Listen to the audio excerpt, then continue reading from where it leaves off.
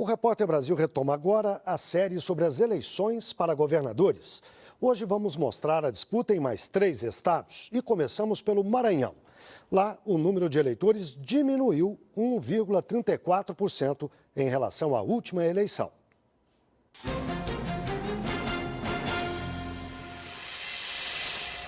A população do Maranhão é uma das mais miscigenadas do Brasil, segundo o IBGE. O estado possui a maior quantidade de comunidades remanescentes de quilombos no país. O maior desafio dos candidatos ao governo é reduzir as desigualdades sociais. 6 candidatos disputam os votos de quase 4,5 milhões de eleitores. São eles: Flávio Dino, do PCdoB, Lobão Filho, do PMDB, Pedrosa, do PSOL, Professor Josivaldo, do PCB, Saulo Arcangeli, do PSTU e Zé Luiz Lago, do PPL. Os negros correspondem a 51% da população brasileira. No Maranhão, eles são 74%. Na última eleição, ao lado dos estados da Bahia e do Rio de Janeiro, o Maranhão conseguiu eleger o maior número de afrodescendentes para o Congresso Nacional: 7 candidatos negros. No Pará, os preparativos para a disputa começaram com bastante antecedência. O estado, de 8 milhões de habitantes, é o segundo do país em tamanho.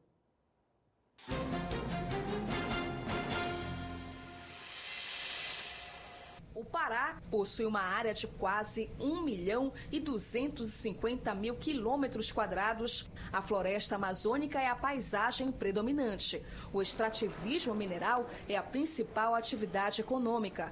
Nessas eleições, cerca de 5 milhões de eleitores devem votar e escolher entre os 6 candidatos ao governo estadual: Elton Braga, do PRTB, Helder Barbalho, do PMDB, Marco Antônio, do PCB, Marco, do PSOL, Simão Jatene, do PSDB, que disputa a reeleição, e Zé Carlos, do PV.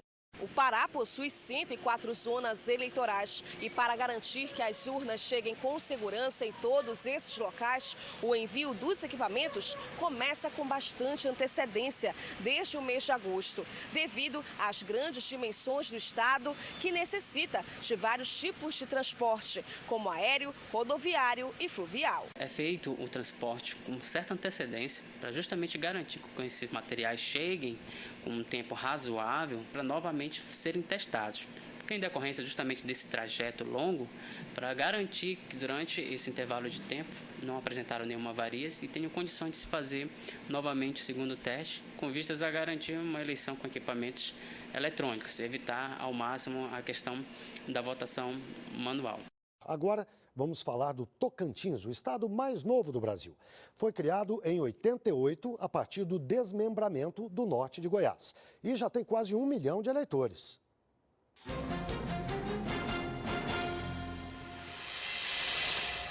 Um estado jovem com apenas 25 anos e vocação agropecuária.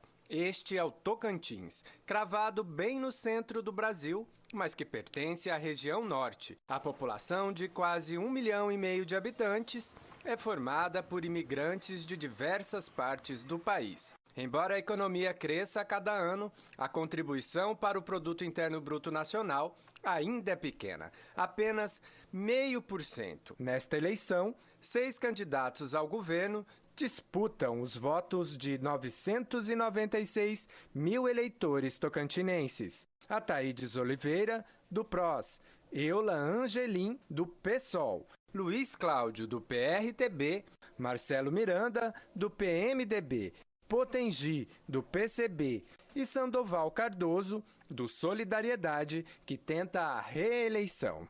No Tocantins, são 4.066 eleitores indígenas. Nós estamos aqui na cidade de Tocantinha, a 70 quilômetros da capital Palmas, que é considerado um dos maiores colégios eleitorais quando o assunto é voto indígena. A gente espera, ver se ele apresenta alguma proposta, para ao desenvolvimento das nossas futuras que estão vendo, que é as nossas crianças e os jovens que estão hoje enfrentando uma grande dificuldade. Amanhã vamos falar da eleição no Amazonas, no Amapá e em Roraima.